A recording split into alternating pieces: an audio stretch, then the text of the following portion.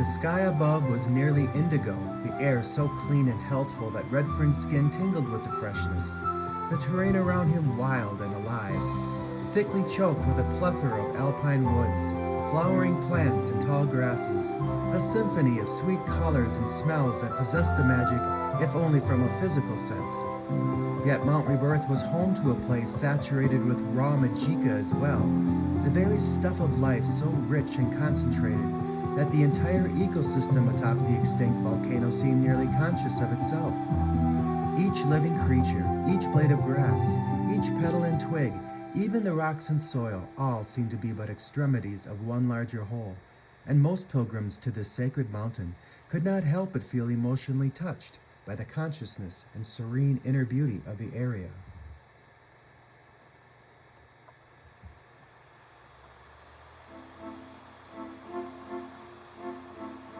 But not Redfern. Climbing forward as best he could, the mind of the young adult could no longer feel the warmth of the sun across his unshaven face, the curative powers of the air, or the mystical aura of the summit. All he could feel was pain, burning through his body and deep into his soul, and now the assumption that he was climbing to his death wasn't so terrible anymore, especially since the eternal rest he was sure to find would be so much more preferable to the continued miserable existence alongside his corrupt father. Slipping off a larger stone embedded in the soft, ashy earth of the volcanic slope, Redfern felt his left ankle turn, but the sharp pain was immediately absorbed within the fire of his being and ignored, the young man having endured far more suffering in the recent past to even notice.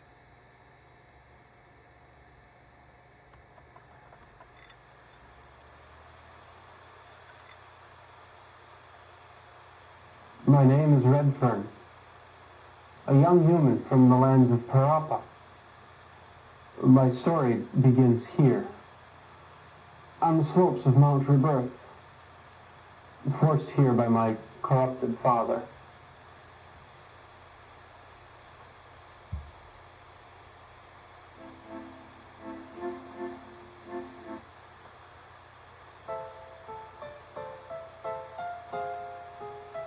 Indeed, though only 25 years of age, Redfern's brow was already a permanent frown, a betrayal of combined frustration and depression, and the associated wrinkles caused Redfern to appear much older than his true biological age. The young man's hair was thick and black, knotted and dirty from perpetual inattention, and his muscular body had been developed from a dreary childhood of hard work and abuse.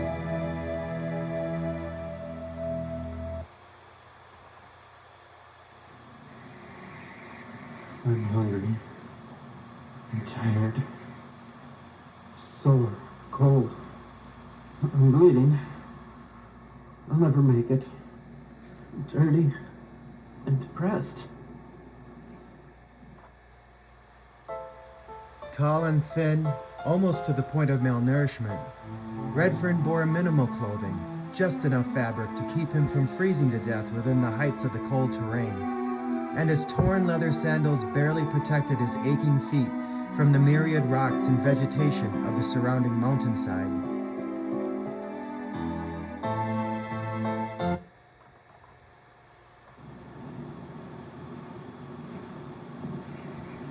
About to collapse from the arduous climb, Redfern leaned against a small outcropping of exposed rock and quickly closed his eyes, again allowing his chronic depression to take over, if only for the moment. Quite accustomed to mistreatment, but forced to endure even more abuse as of late, Redfern could feel himself becoming as insensitive to the world around him as the thin soil beneath his feet, a creature without hope or purpose. Despite his sometimes heroic attempts to withstand the evil that ruled him and somehow maintain an inner sense of morality and honor, there were times, like the present, when all the young human wanted to do was lie down and die. Redfern actually relished the thought for several long and quiet moments. Hot sweat trickled down the brow of the tortured man, even in the cool mountainous air, tickling his wind-burned lips with salty residues. But Redfern remained motionless, possessing little motivation to wipe the perspiration away.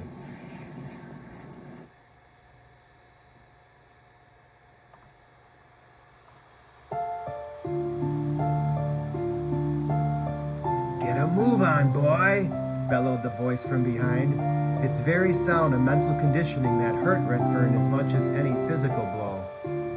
His first impulse was to rebel, to spin around and curse his father for the terrible suffering, to flee the mystical volcanic slope and run from Rex as far as he possibly could. But Redfern had actually tried that once, a few months ago, defying the very code of the land in order to vent his normally controlled frustration. The incident served as a reminder that the code was never to be broken, regardless of the situation, and Redfern promptly dismissed his unruly thoughts in preference of behavior and self-control. Another cool wind tumbled down the slope of the volcano, evaporating more of the young man's sweat and chilling him further. But the minimal relief was consumed by his aching muscles, the blisters and scrapes upon his hands and feet, the emptiness of his stomach, and the pounding of his head.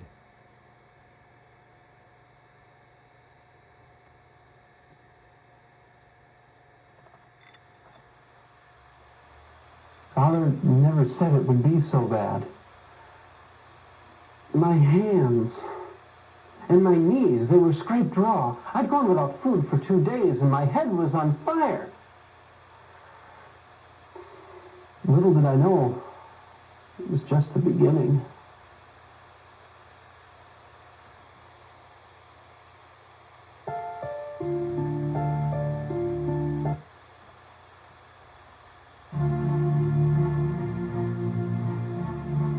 Knowing that Rex wanted to reach the summit of the magical mountain by nightfall, Redfern valiantly forced open his eyes and struggled forward, continuing the arduous trek upward along the lush trail of the mountainous slope. Redfern traveled another 50 feet before even looking up again, the tortured hero feeling as though the climb had already lasted forever. But the rim of the volcano was still several hours away, so the exhausted young man turned back around to focus upon what he had already accomplished, gazing back down the pass for as far as the eye could see. The lush valley far below, along the base of the mountain, appeared tiny yet serene, a pleasing sight even for someone nearly incapable of experiencing such emotion, and Redfern took solace in the pride of at least having gone so far.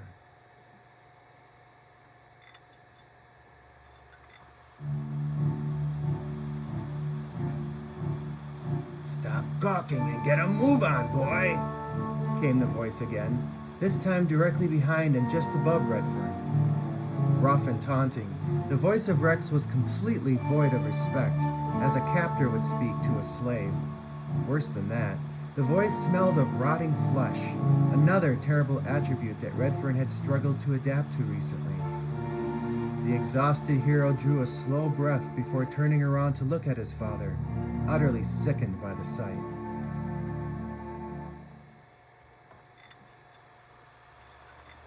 I tell you, Father's breath was worse than rotting flesh. The worst you'd ever smell. It made me sick to my stomach. I hated him, but I would have died for him. That's just the way it was.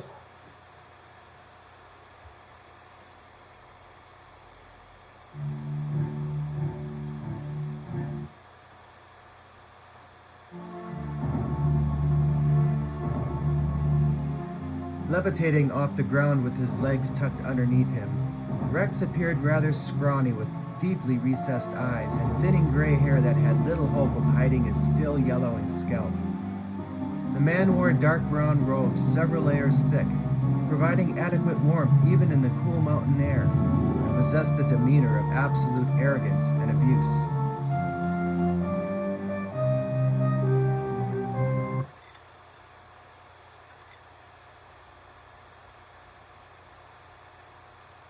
I am Rex, father of the pathetic child you see there with me. A bitter disappointment, let me tell you, but I was determined to turn him into an ultimate like me, and together we would rule the world.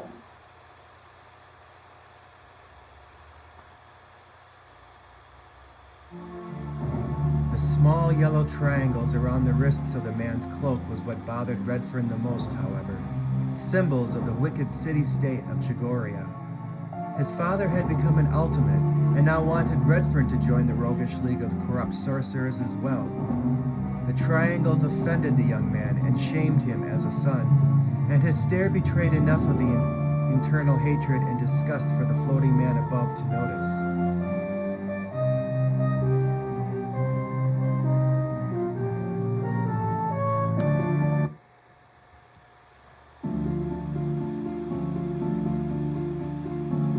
"What are you staring at?"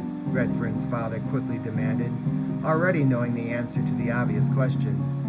"You know," snapped the faithful son, nearly biting his tongue to hold back the suppressed anger and frustration. Rex looked down and gently fondled the yellow symbols at the end of his sleeves, quite proud of his new status. "You still disapprove of our new alliance."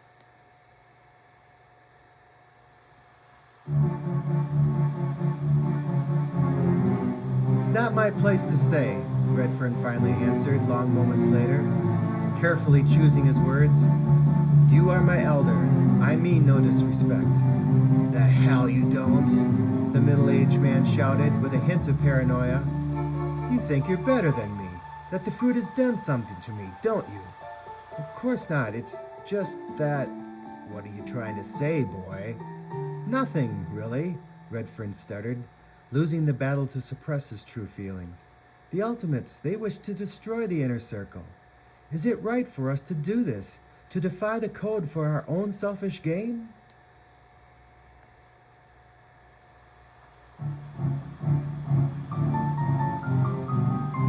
The question drove at the very heart of the issue, as Redfern knew it would, infuriating Rex and causing him to drift toward his son in order to put the young man in his place. "Everyone knows the precious Inner Circle has long since outlived its usefulness. We're headed again for another age of damnation, and the sooner we take care of ourselves, the better." "But the Ultimates, Father, they're an affront to good people everywhere. They're why people believe all wizards are corrupt to begin with. Why can't we live by the code?" "That's half the problem, that damned code. The Ultimates will help destroy that cursed law." "The code is what tells us right from wrong," Redfern began to lecture, his heart breaching the limits of perceived insolence. "It's sustained 1,000 years of utopia. We can't just throw it away because times are tough. Father, you must denounce the Ultimates. There's still time."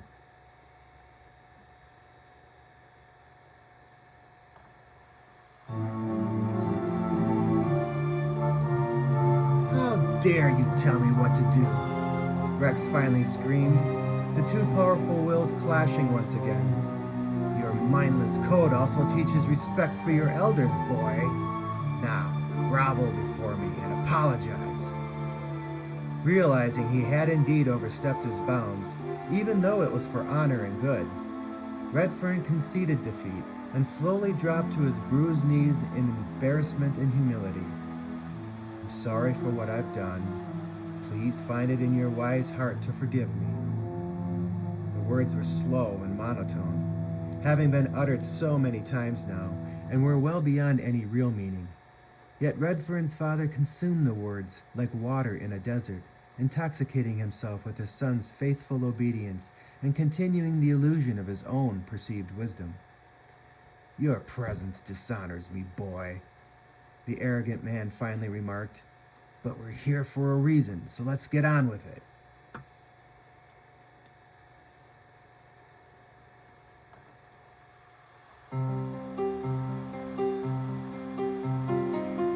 The stench of the rancid fruit on his father's breath nearly turned Redfern's stomach, and the young hero again wished he had never heard of the illegal substance. Indeed, Redfern knew that it was actually the Nemafruit talking, the potent stuff having destroyed his father's conscience long ago, and leaving the would-be wizard without morals or mercy. Rex could utilize fairly strong Magicka, perhaps even matching power with the weaker of reborn American wizards, but the price of his magic was absolute. Having lost his honor and soul, the pathetic man was hopelessly corrupt and now a despised outcast of society. Still, Redfern had no choice but to follow and obey his sick father, and humbly shook his head as he offered yet another apology.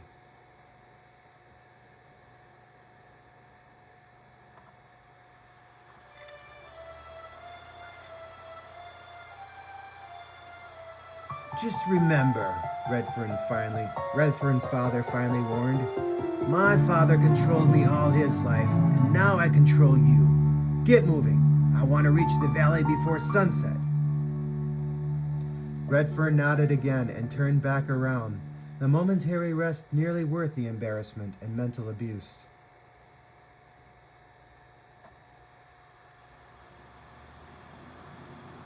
Yes, Father. Of course. I shall obey. The code teaches strict obedience to one's elders. Regardless, I shall forever be controlled by you.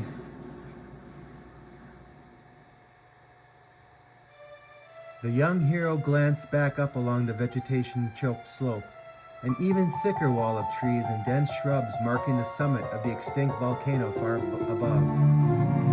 The entrance to the Valley of Destiny nearly in sight, Redfern again pushed himself forward, trusting that the climb would end fairly soon.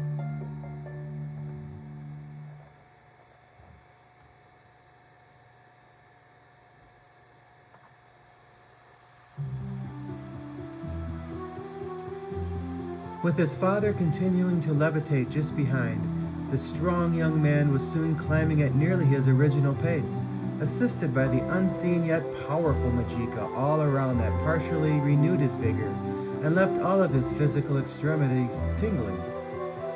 Exhilarated by the magic of the place, Redfern's mind began to wander.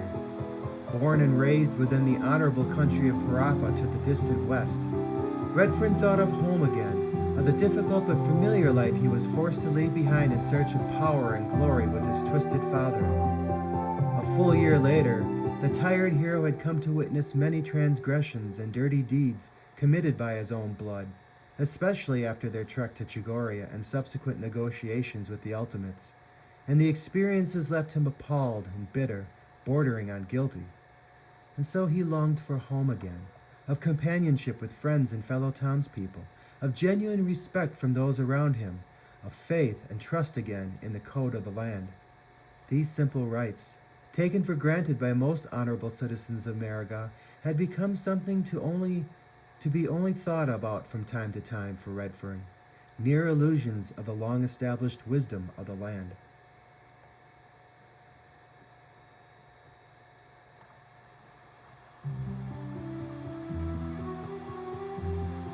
The remainder of the climb passed in silence, both men consumed within their own inner thoughts, the pilgrims reaching almost the upper rim of the extinct volcano just before sunset, as Rex had wanted. With the approaching night came even colder air, thick and heavy in some places, although the cold felt rather exhilarating against Redfern's sweat-soaked skin, the reaction causing wispy vapors to rise from the exhausted man's clothes. Quite high in the mountainous terrain, both men could tell they were extremely close to their goal, the raw Majika gushing from the mountain out of sight ahead, but tingling their nerves with sensations of renewed life and energy. Indeed, the surrounding biome, normally reduced to lichens and tiny patches of vegetation at such a high elevation, was a thriving ecosystem, even more lush than lower down the mountain, saturated and sustained by the living Majika that spewed forth from within the ancient volcano.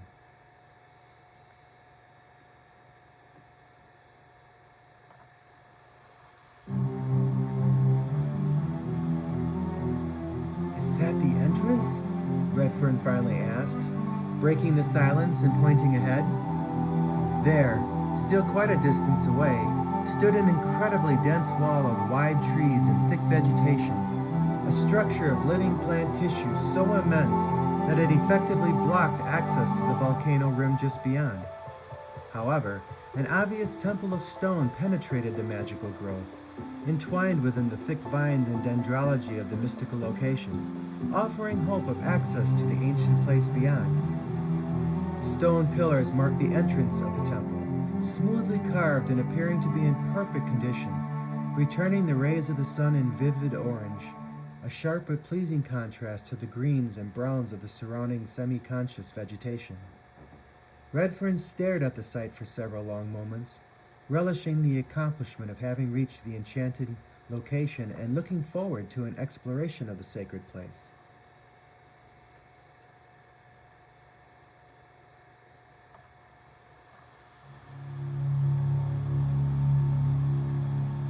Standing within nearly 2 feet of the sentient underbrush, Redfern remained transfixed upon the entrance ahead and so failed to notice the approaching creatures until they were almost upon him. From seemingly out of nowhere pounced a trio of Vegemets, each vegetative monster nearly 6 feet in height and roughly humanoid in shape, composed almost entirely of photosynthetic biomass, but evolved with primordial brain matter buried deep within the bowels of the semi-intelligent creatures. Dozens of attractive but deadly open fronds glistened with their paralyzing poison throughout the mounded bodies of the Vegemets, each ready to close over any organic movement like a tiny maw bearing down on its intended prey.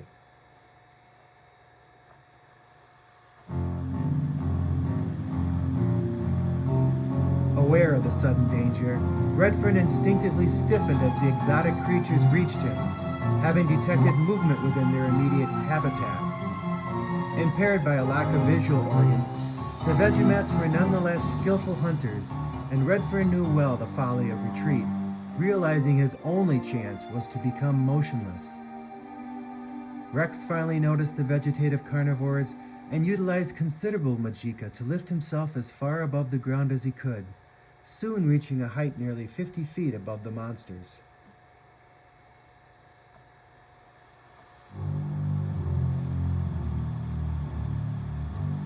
Sticky fronds reached out and made contact along Redfern's thin cloak, the outmatched hero trying to control his inner panic.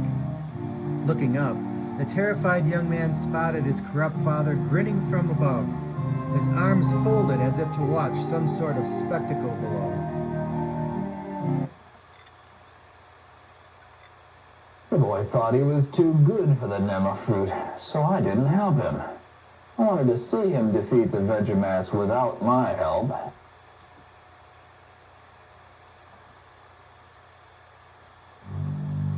Quite aware that Rex was not about to help him, Redfern slowly let out a breath of air and closed his eyes, concentrating on absolute stillness.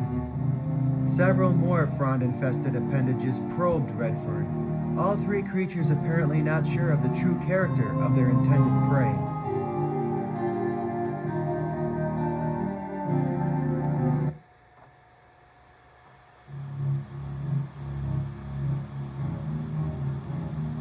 A poisonous frond then found Redfern's left hand, the corrosive fluid secreted by one of the many appendages burning only a minute area of flesh but causing excruciating pain. The desperate man threw off the woody appendages and jumped away, quickly retrieving his hidden obsidian dagger from its scabbard about his waist. With lightning speed, Redfern drove the 6-inch sliver of glassy rock deep into the nearest Vegemat, skewering its fleshy brain and instantly slaying the creature. The heroic thrust caused his hand to make contact with several additional fronds, however, causing further burns and forcing Redfern to leave the dagger stuck within the destroyed Vegemat. The hero vocally apologized to the slain beast, according to the American custom when necessarily taking life, then turned to face the remaining two creatures, knowing they realized the young man was indeed prey.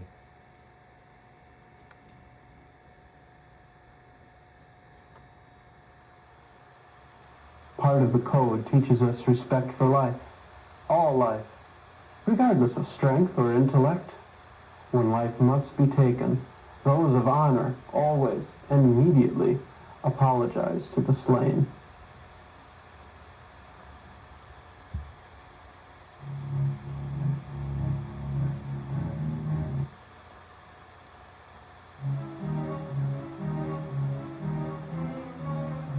Both Vegemets reached out with poisonous tendrils, several of them wrapping around Redfern's exposed legs and causing agonizing pain.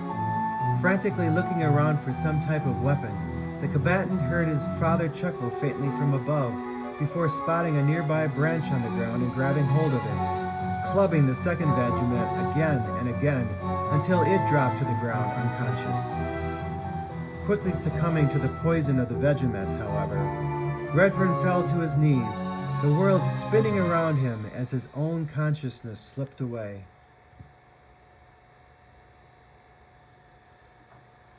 Pathetic boy. You see, you do need the Nema fruit, don't you? You need me and all the power the Ultimates are ready to give us. Tell me you need me, boy, tell me! The third monster approached, all of its fronds now dealing small but deadly stings to the tortured hero.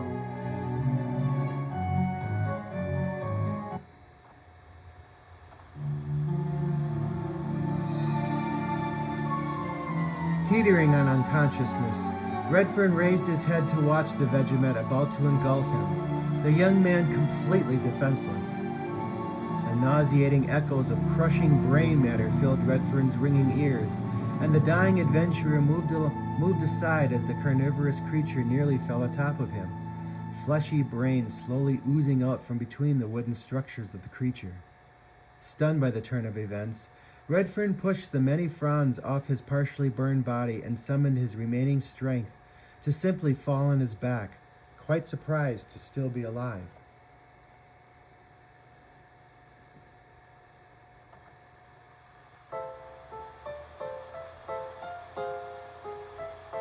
Several long moments passed as Redfern's decimated body struggled for life. The virulent poison induced during the fight still trying to destroy him from within.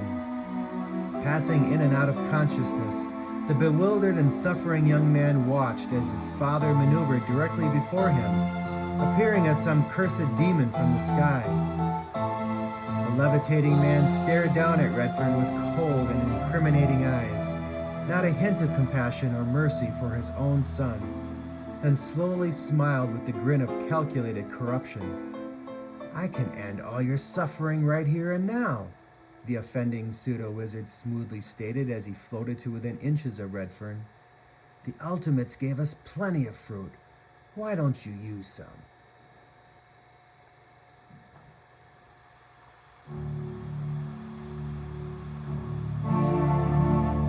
Rex held out the illegal stuff, the fleshy produce of the nemesis plant, brown and narrow and withered with rot. Indeed, his father possessed an unusually large quantity of Nema fruit, enough to maintain his magic-like powers almost indefinitely, certainly enough to share with Redfern so he too could succumb to the wicked power.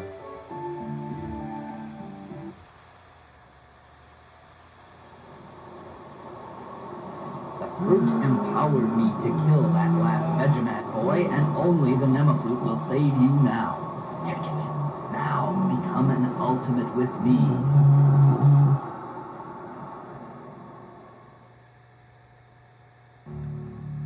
Redfern looked at the disgusting flesh, its smell intensely distasteful, the potent stuff a physical metaphor for everything evil and heartless within the world.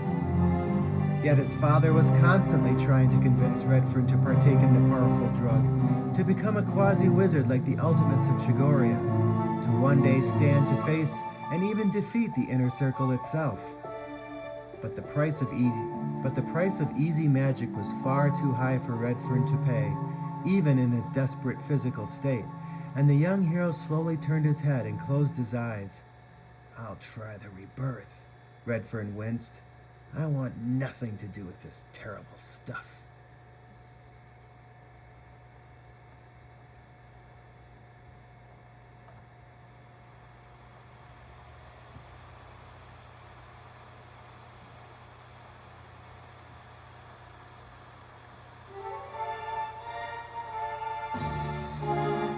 Again, Rex grew angry and immediately pulled back the evil offering, thrusting the substance back into an inner pocket of his stinking robes. "I don't know why I even waste my time on you," retorted the twisted man. "But, on the other hand, maybe you'll survive the Rebirth. It would be best to fight the Inner Circle with their own type of magicka."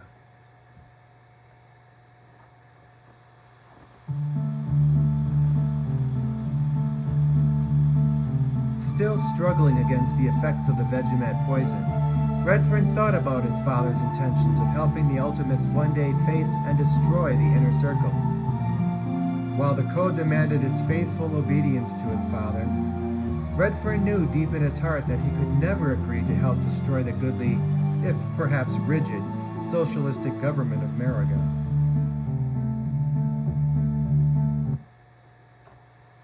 That's right, Father. You may control me, but I answer to a higher truth. The code of the land. I will never help you destroy the inner circle. Never.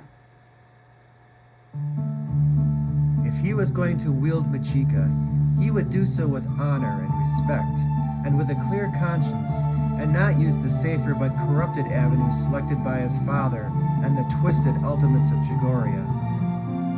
Redfern had long since decided that if his destiny was truly to become a Wizard of Mariga, it would be through honorable rebirth.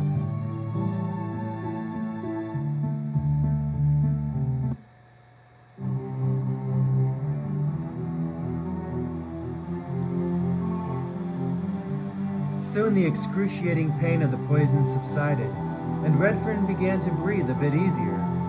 Still bleeding from the dozens of tiny bites and cuts across his arms and legs, the toxic fluid induced during the fight would normally have killed the hero, if not for the unseen but powerful flood of Majika pouring out of the temple beyond. Not only had the living energy saved him, it had aided his exhausted body in neutralizing the poison as well, delivering him from death's door. Redfern soon felt well enough to lift his head and look around, his body nearly wrecked from the lethal encounter, but still alive nonetheless.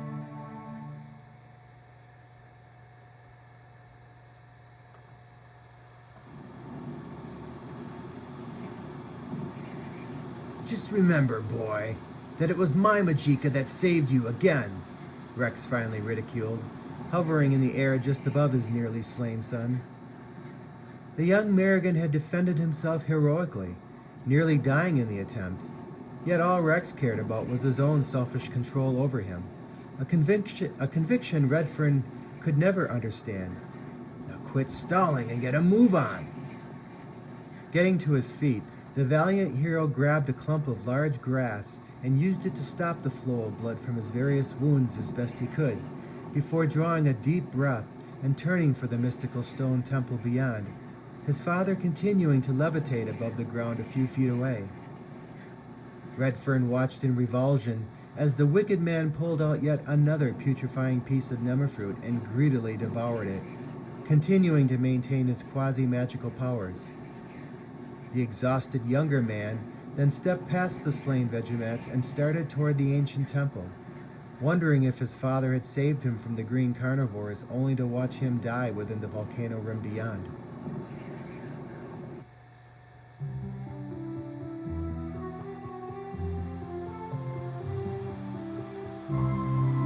Despite his wounds and severe fatigue, Redfern led his father to the temple and arrived only 20 minutes later, climbing vegetation-choked white marble stairs in order to pass into the massive construction.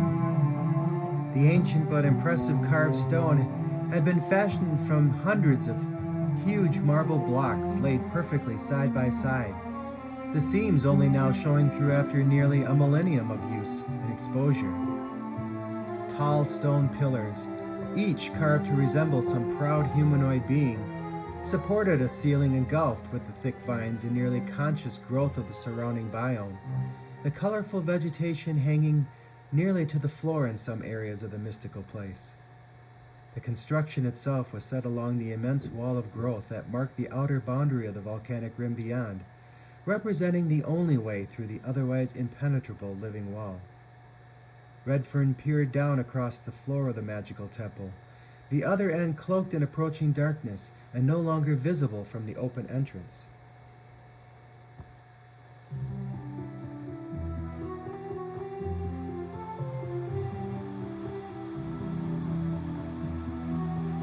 At last, the entrance to the Valley of Destiny, Redfern's father spat, the added energy of the fruit flowing through his mind like an infusion of euphoria. We made it, boy! His father lowered his legs and expertly stopped the flow of Majika through his brain, gently reaching the floor of the temple just beyond the solid stairway. Having just climbed the stairs himself, Redfern glanced around to his left and right, inspecting the parallel columns of stone marking the walls of the sacred place. Each pillar was only a few feet away from the next, and chiseled in the likeness of elderly human beings. Redfern found each of them quite interesting, seemingly unworn by centuries of time and the elements. Who are these people?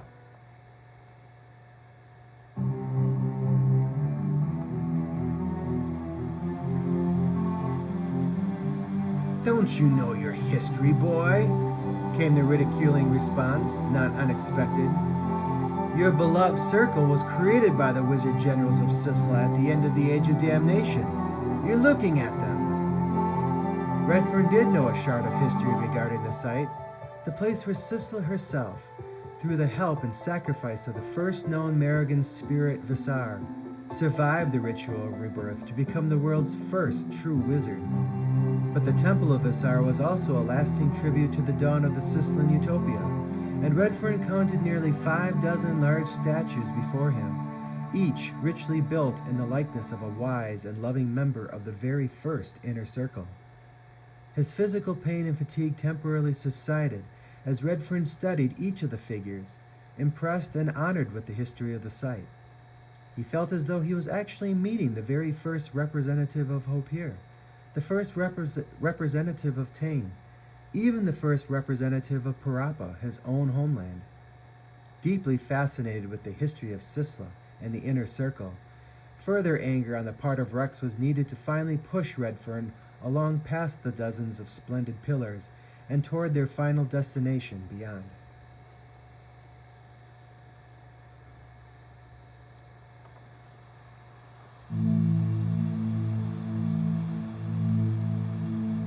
Partially through the darkening temple, Rex summoned a mere pinch of magicka and caused the small blue flame to spring into being just above and behind his head, the tiny but brilliant ball of fire illuminating the interior quite well. All at once, the whole of the mystical place became obvious, an impressive combination of stone and biomass that radiated intense magicka, as if the two elements were quite aware of one another and working together to keep the temple solid and functional. The two pilgrims then gazed upon the far end of the temple, itself so choked with thick vegetation that the semi-conscious plant life made a strong and effective barrier, negating any hope of passing through the temple to the volcanic crater beyond. A single marble doorway stood within the center of the living wall, however, the presumed means of passage into the Valley of Destiny, and so the object of desire for the approaching two men.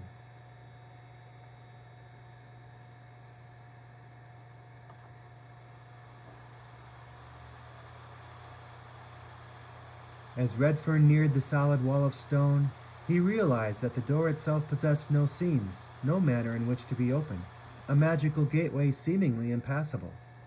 Inspecting the massive doorway closer, all Redfern found was the imprint of a humanoid hand within the stone, and a thin slab of polished marble marking the upper edges of the gate bearing a mystical inscription, etched in the older language of the Sislan era.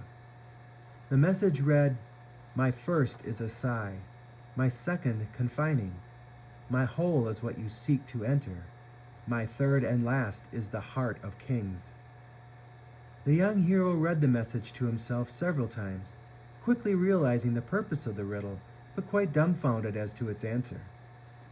Studying the message, Redfern was somewhat startled by his father, who approached silently from behind. "How do we get through?" Redfern politely inquired. "You'll see."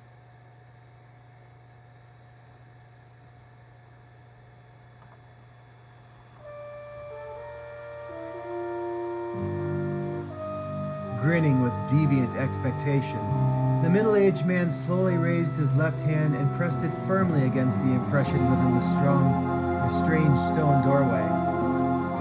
Immediately it began to glow, dimly at first but quickly gaining in strength.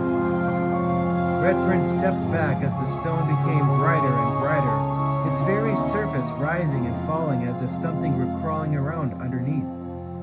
Moments later, a humanoid figure stepped out of the stone. It was made of perfect white marble, but quite alive, towering 10 feet in height, but devoid of any facial features. The stone creature stopped after a few steps and remained motionless for several long moments before addressing the two humans standing before it.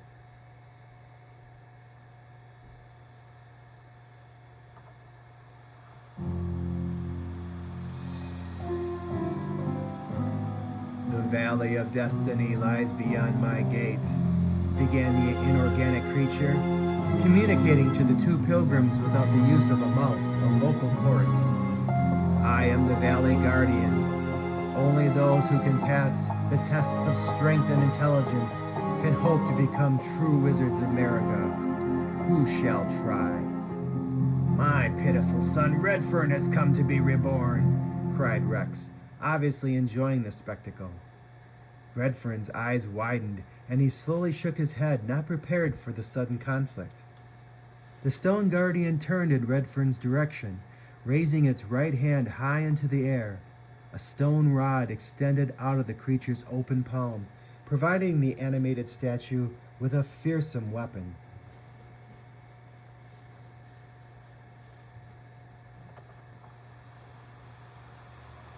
What could I do against a man of stone? Something not alive to begin with.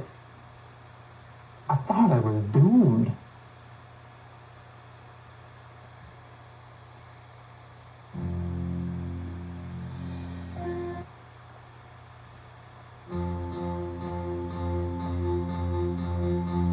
Before Redfern could act, the Guardian mechanically stepped forward and raised the club even higher, about to attack.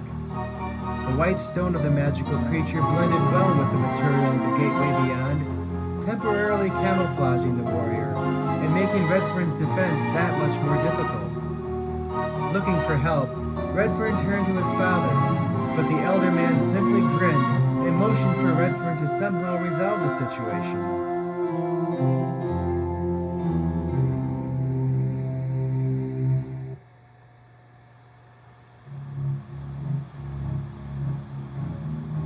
The monster then reached the young man and brought his club down, the hero just escaping the deadly attack before retreating alongside the wall of the temple, standing near the First Lords of Ironwood and the Orient Society. The Guardian followed the hero, again raising his lethal club to destroy Redfern before he had even a chance at rebirth. With nowhere to run, Redfern decided to stand his ground and actually reached for the oncoming blow. The impact hurt terribly, like the sting of 1,000 bees, but Redfern halted the attack and forced his fingers around the statue's rod, trying to outmuscle the Stone Guardian and push it backward. The inorganic creature landed its free left arm into Redfern's unprotected belly, however, knocking him backward against the First Lord of Ironwood and nearly breaking his ribs in the process.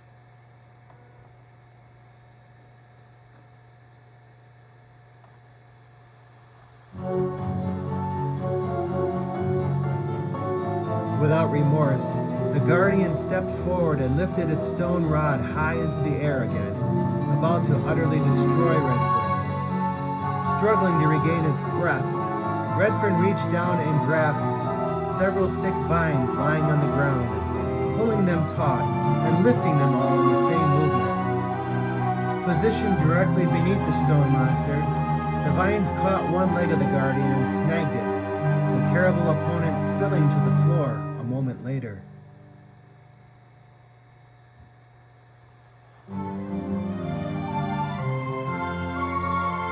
Acting quickly, the valiant hero leaped towards some hanging vegetation a short distance away and climbed as quickly as possible, nearly reaching the ceiling of the ancient temple as the Guardian below picked itself up and looked around for him, standing near the very edge of the shrine between two of the stone statues. Looping several nearby vines around his hands, Redfern leaped down and swung himself into the marble colossus, toppling the beast backward and off the raised surface of the temple.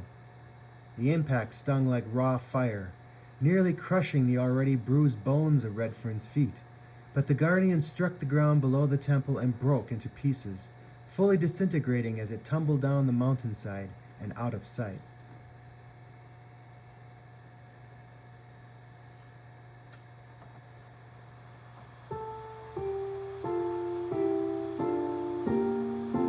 Turning back toward the solid gateway and nearly out of breath, Redfern gazed back upon his father, who appeared stunned by his son's apparent victory. To Gemcore with me. He defeated the Guardian, without my help. That boy is full of surprises, but he'll never get past the riddle. I know it. His heart and soul weighed down with even more physical pain now. Redfern slowly hobbled back to the stone door and was rewarded with more magical words several moments later.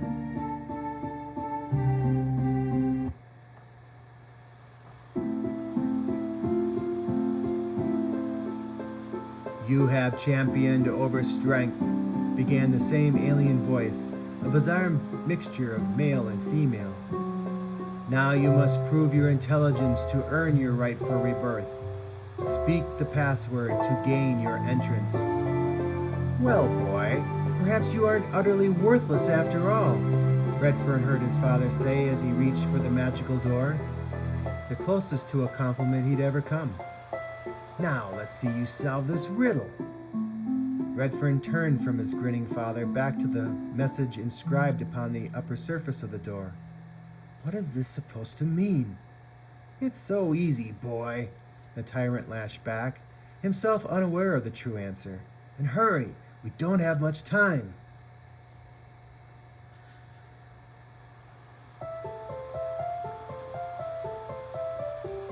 Redfern stared at the message for several minutes, soon realizing a three-syllable word was his goal. The Heart of Kings was deduced rather easily, but the first two clues proved more difficult. "Opening!" the young man finally blurted out. Immediately, sparks began to fly from the stone doorway, showers of light that seemed to burn some sort of image into the silver stone. Redfern's father had to turn away from the brilliant light, the corrupt man surprised by the revelation. A faint smile crossed Redfern's lips as he realized his father had not known the answer to the riddle.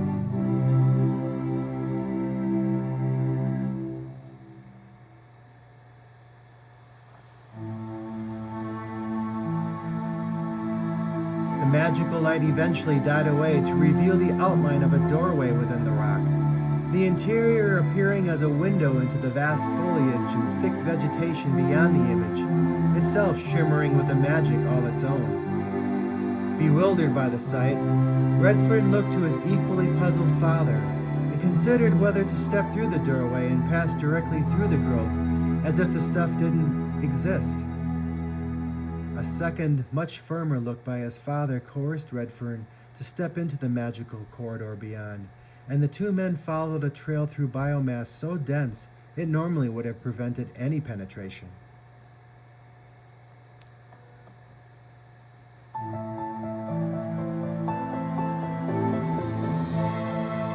Finally stepping out of the wall of vegetation minutes later, Redfern and his father emerged just inside the rim of the extinct volcano, reaching a stone stairway that descended immediately before them. The rim itself, nearly a mile across, was dark and green with a thick wall of vegetation growing several dozen feet above the jagged ground. Thousands of branches, vines, and hardy plants reached out toward the center of the volcano as if directly feeding from the place.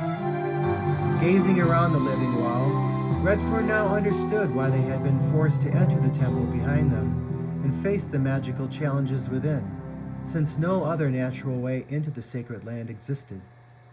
Taking a single step forward and away from the corridor through the living wall, both men felt the exit quickly close, stranding them within their final destination.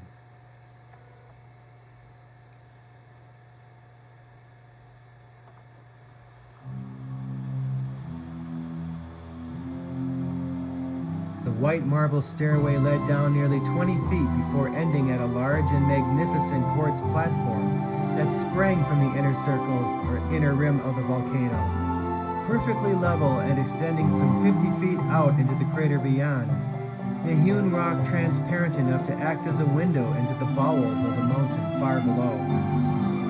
At the far edge of the glassy quartz platform stood a second stairway, each step constructed of a glowing material and seemingly floating above the next, the whole of the mystical stairway rising another 20 feet before abruptly terminating, as if the structure were used to offer sacrifice to some volcano god far below.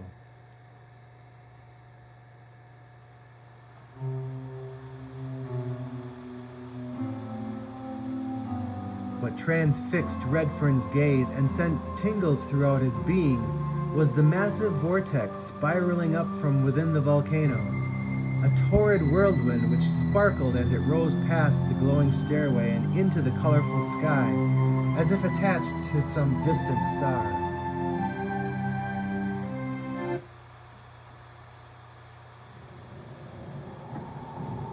There, that funnel spiraling toward the heavens. The actual source of Magicka, rushing forth, unstoppable, incredible, the energy of all living things, truly inspirational.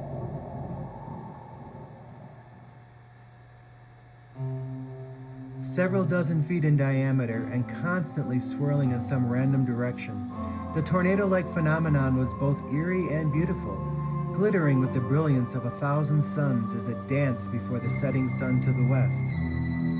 This was the source of the power within the mountain, the living energy of Magicka that sustained the enormous growth of vegetation along the crater, so pure that the stuff of life actually enhanced the metaphysical aura of the surrounding ecosystem, providing it with a state of near consciousness. Awestruck by the scene, Redfern found himself immobilized with amazement at the beauty for several long moments, happy and proud that his father had forced him to come here.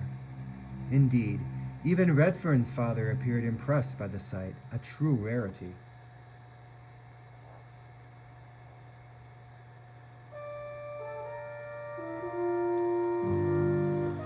Examining the mist-enshrouded throat of the volcano through the quartz platform ahead, Redfern could now begin to understand and appreciate why so many had risked their very lives to visit this place. For the first time in his young life, Redfern felt truly inspired, slowly reawakening long-dormant dreams of glory and temporarily forgetting about the hell the man next to him had put him through over the last 25 years. This was to be a new beginning, Redfern thought, a chance to prove to his father, to all of America, that he was destined to become something great, to become a powerful wizard of the world, perhaps even to one day be known as a genuine truistic and sit on the inner circle to help rule the Sicilian utopia. The spectacular sight before him became a spiritual experience, freeing him from the bonds that had trapped his soul, and Redfern realized that this day would totally change his life forever. "Father," said Redfern, still humbled by the sight before him, "you've brought me to a fantastic place."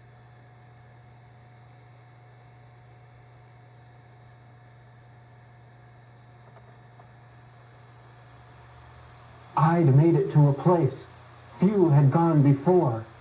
Now I would prove to Father who I really was. Prove to all of America my need to contribute, to help restore the Sicilian utopia. I would be reborn.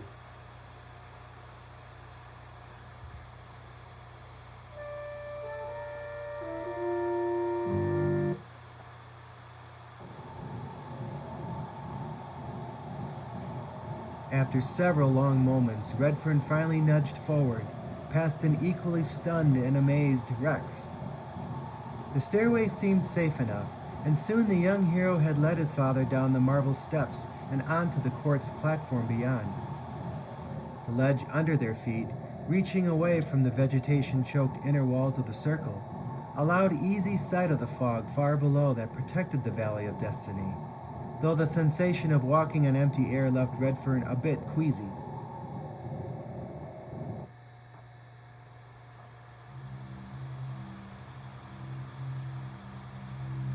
Gazing at the spiraling tower of raw Magicka dancing in the distance beyond the glowing stairway, Redfern could feel the awesome power flowing through the core of his entire being, like direct sunlight on a hot day, or the pride of a job well done, or the euphoria of a mother holding her newborn child for the first time.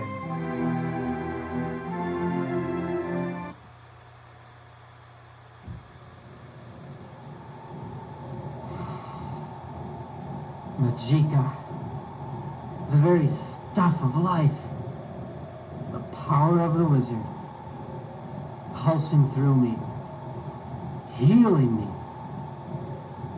Never before have I felt so alive. I will learn to use this power, control it, master it. I will become a wizard.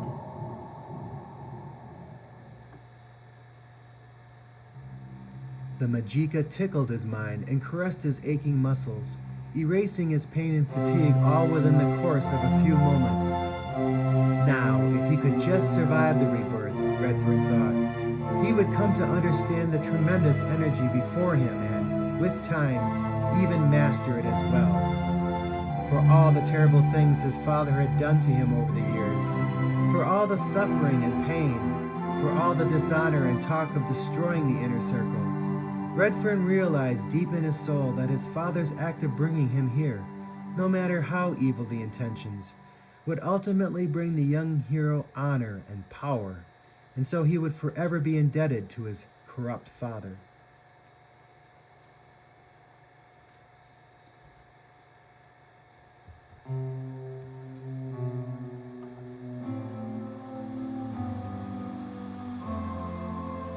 As Redfern looked around, he noticed his father moving straight ahead toward the glowing stairway leading up and over the edge of the mystical area. So he followed his father to the base of the strange structure, unsure of the man's intentions. "All right, boy, it's time for your rebirth," Rex began, almost as if he now cared about his son. "If you succeed, the Ultimates will accept us as full members, and the entire world will one day belong to us. Now, let's get it over with." Redfern turned away from Rex and examined the stairway. Each step glowed with the radiance of a full moon and, unattached to any supporting structure, magically floated in place by itself. At the very top of the stairway was a final step, several feet long, which hung over the crater to accept the fate of potential wizards. The twisting tornado of Majika continued its dance just beyond, coming to within 40 or 50 feet of the stairway at times.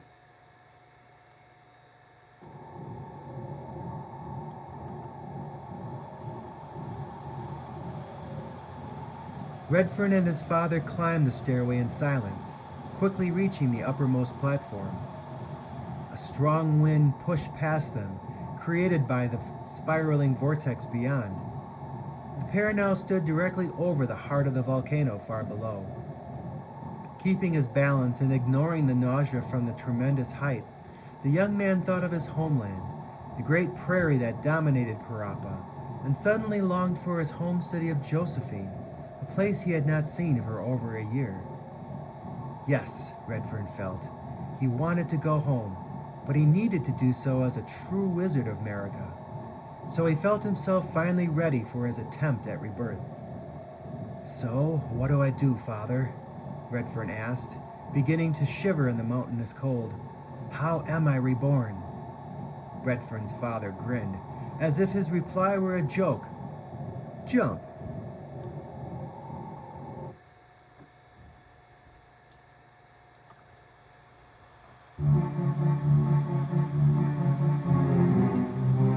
Redfern's heart skipped a beat, and the hero quickly rationalized that his father was only kidding. "No, Father, please, how am I reborn?" "I told you, boy, all you do is jump. If you're destined to become a Wizard of America, you'll survive and be reborn. If not, well..." Redfern's father brought his hands quickly together to emphasize the consequences of failure, terrifying the would-be wizard. Now Redfern realized why Rex had refused to explain the dangerous ritual until they arrived. What fool would leap to his death in the vain hope that somehow he'll be reborn and made a wizard? Frozen in his footsteps, Redfern felt his instincts for survival take sudden and total control of his consciousness, refusing to obey his father. I've changed my mind. I don't want rebirth.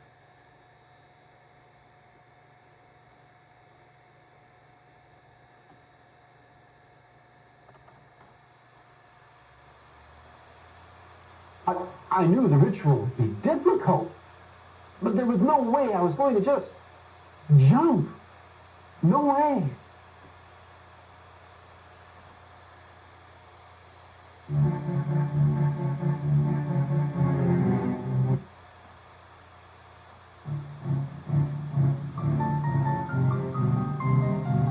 Not surprised by the revelation, Rex smiled triumphantly. Again, he retrieved the disgusting nemafruit from his pocket and offered the vile stuff to Redfern, still perched at the top stair of the place. Then you'll accept the fruit and become an ultimate with me. Now the young hero was caught between two terrible options: either lead a life of corruption with his sick father, or jump to his death in the slim hope of somehow being rescued and transformed into a true wizard of Mariga.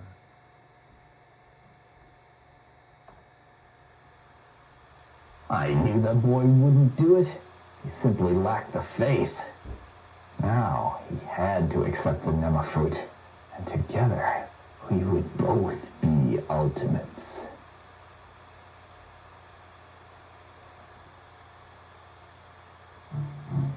Both options were utterly intolerable to Redfern, yet the young hero knew he had only moments to decide on one of them.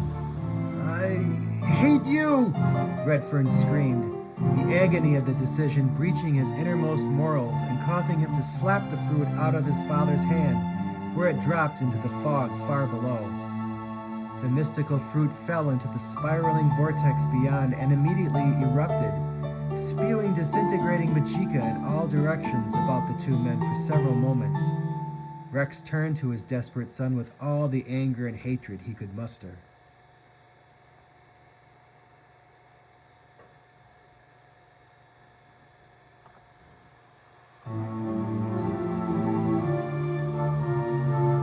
How dare you! Redfern's father screamed, grabbing his son and about to push him off the ledge. How dare you ruin my supply of nemafruit! Now you got no choice but to jump. No, father, I'm sorry. I wasn't thinking. Of course not. You never do. That's your problem. Now fulfill your destiny and jump. Redfern had faced many perils in his life, but the hero had never felt so much fear, so much desire to continue his meager existence, and he certainly didn't accept the myth of rebirth. Caught between obedience to his father and the urge for sheer survival, Redfern began to weep. His inner emotions quickly rose to the surface as he stood on the brink of his own oblivion. This reaction caused Redfern's father to become even more irate, and he pushed his son to the edge in order to force his departure. You worm, get it over with!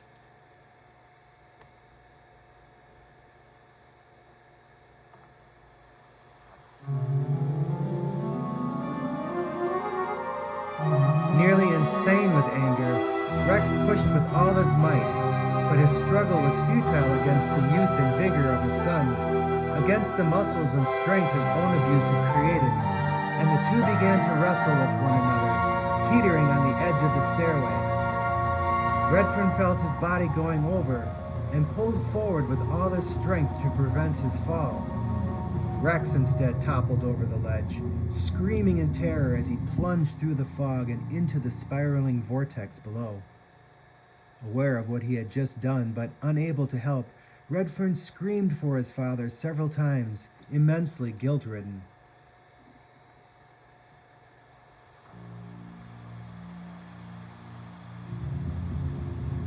A moment later, the death cry of Rex was abruptly silenced, followed by a distant explosion.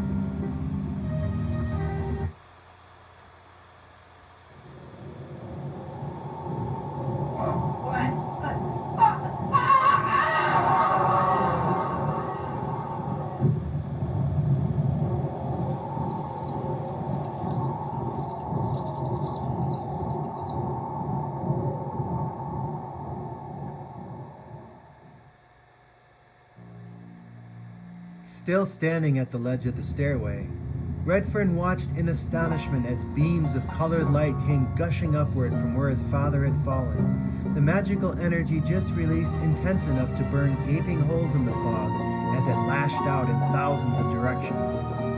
Unable to avoid the blast, Redfern was inundated with the variegated light and instantly felt raw magicka pass through his inner being, flooding his mind and cleansing his spirit. The energy continued for several long moments, irradiating the young man and causing the entire valley to shine with the very light of Utopia itself. The warmth of the magicka felt wonderful to Redfern, almost sensual, and he gladly welcomed the energy into his tired and hurting body.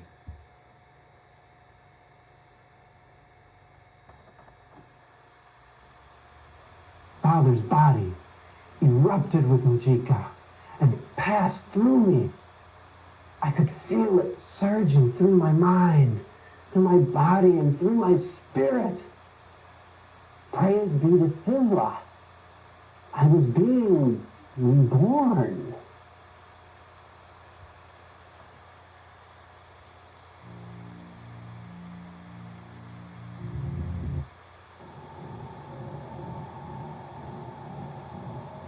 The energy finally faded away, leaving Redfern alone atop the mystical stairway. The whirling vortex beyond continued to dance within the crater, undisturbed by the infusion of power from father to son, while the fog below quickly filled the holes left by the shafts of exploding energy.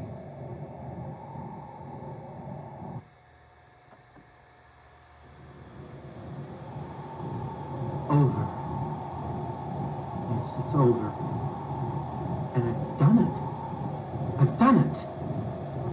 Father's body, filled with the Nema fruit. His power transferred to me. I am reborn. Yes, I am reborn. But what do I do now?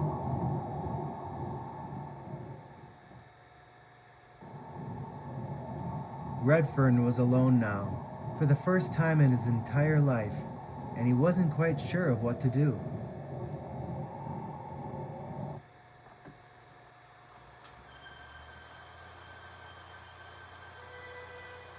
But the magic released by his father's death was now inside him, pulsing through his veins, tantalizing his nerves, awaiting mental commands from within. Despite himself, despite his father's corrupt intentions, Redfern had become a true wizard after all, without risking his own life, and the young hero's fear and terror melted into pride and intense joy as he realized his newfound freedom and his power to do as he wished.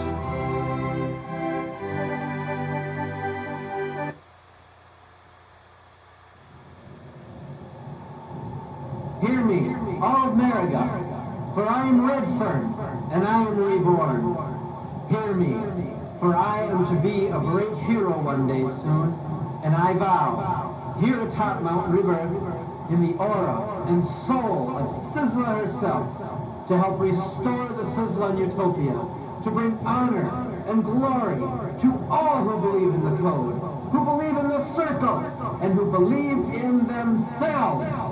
I am Redfern, and I am reborn.